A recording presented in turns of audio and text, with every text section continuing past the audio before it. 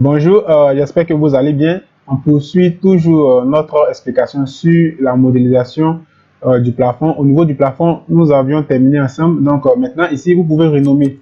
C'est-à-dire ici, maintenant, vous pouvez écrire plafond.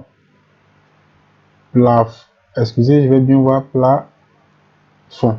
Voilà, pour dire que là, c'est notre plafond. Il n'est pas que vous vous trompez dans votre programme, c'est-à-dire dans votre conception architecturale au niveau des noms. Maintenant, ici, le cube représente les murs. Le cube représente nos murs extérieurs.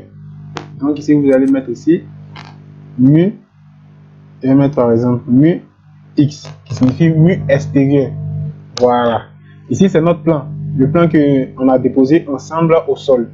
Donc, l'objectif de notre vidéo maintenant, c'est de mettre un sol qui va se trouver juste ici, c'est-à-dire le sol pour pouvoir fermer cette petite partie-là. Ici, je peux masquer. Lorsque je masque, vous voyez que là, on a besoin d'un sol pour pouvoir du moins fermer toute cette partie-là. Donc, pour réaliser cette opération, c'est très simple. Vous venez juste ici et vous faites CTRL-C et CTRL-V au niveau de notre plafond. Donc, CTRL-C et CTRL-V. Et celui qui se trouve juste en haut ici, on va mettre sol. Voilà, on va le renommer sol. Maintenant, qu'est-ce qu'on doit faire? On doit faire de telle sorte que notre plafond qui se trouve juste ici, actuellement il n'est plus plafond parce que j'ai renommé, j'ai fait double copie. Une copie qui se nomme plafond, une copie qui se nomme sol. Donc ici, je suis dans la copie qui s'appelle sol, qui se trouve juste en haut ici. Maintenant, on doit s'arranger de telle sorte que ce sol-là se trouve juste en bas parce qu'il est encore en haut. Parce que c'est le plafond que nous avions copié et que le plafond est juste en haut.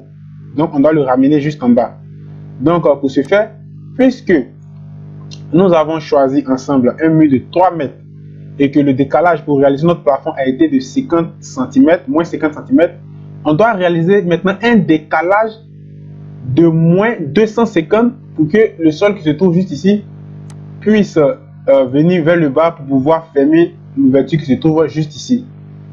Donc, pour réaliser cette opération, vous d'abord vous sélectionnez sol pour dire que vous êtes dans cette option. Et la deuxième chose à réaliser, vous venez juste Y.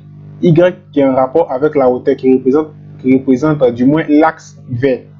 Vous voyez, vous venez dans Y ici et vous tapez moins 250 et vous appuyez appliquer. Lorsque vous appliquez cela, vous pouvez constater que vous-même automatiquement, le sol qui était au début juste en haut va descendre automatiquement vers le bas.